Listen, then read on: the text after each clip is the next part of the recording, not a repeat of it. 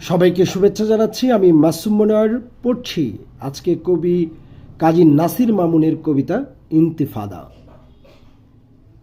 একজন বলল, ইসমাইল হানিয়া শহীদ হয়েছেন, ফিলিস্তিনে তার কোনো বিকল্প নাই।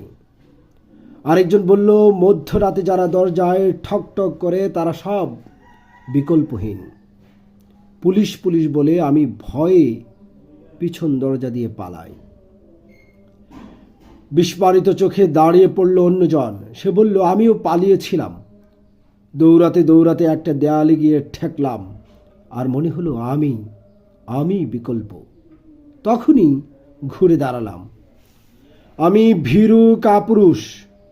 সব কথা চুপচাপ শুনে সন্তর্পণে ওদের কানে কানে বলে দিলাম, নিজ নিজ ভূখণ্ডের দিকে তাকান, ভাবতে থাকুন সমস্ত পৃথিবীটা ফিলিস্তিন।